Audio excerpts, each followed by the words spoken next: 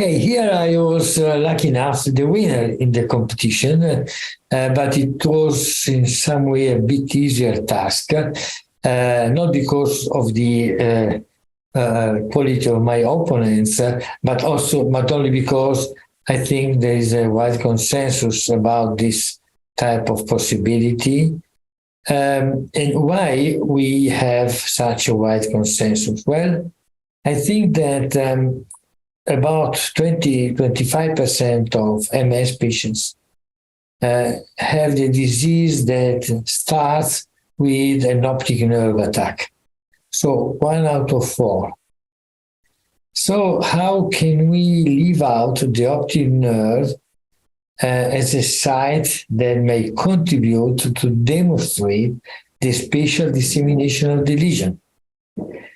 Today, if a person has an optic neuritis attack, you perform brain MRI and spinal cord MRI, and you see a lesion in the spinal cord, or maybe 3 lesions in periventricular areas, or maybe 2 lesions on subcortical, just a cortical area.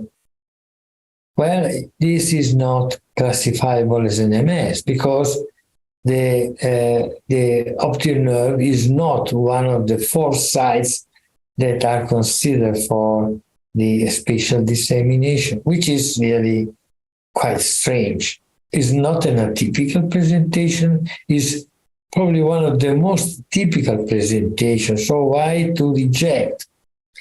Well, the main reason when we discussed in 2017 in the committee for the diagnostic criteria, the reason why we at the end rejected the idea to have optic nerve as the 5th nerve was that at that time the evidences of a good sensitivity of brain MRI and particularly orbital MRI to detect lesions in the optic nerve was considered not so good, not so high.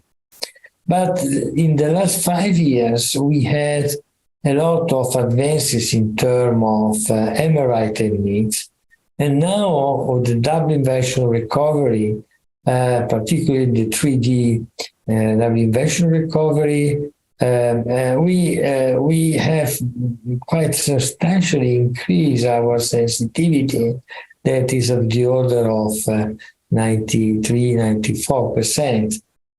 So now if a person has a suspicion of an optic neuritis, we can demonstrate that there is a damage in the optic nerve.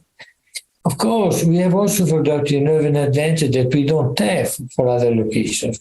Again, that's very strange because for the other locations, we do not have a quite strong neurophysiological evidence. Of course, in a spinal cord lesion, if the posterior pathways are affected, we can have evoked potential that reveal a damage there. But of course, it's not really always the case. So here now we have also optic nerve and evoked potential that may contribute to reveal the damage. And for this reason, I think today it is really unreasonable not to add the 5th optic nerve.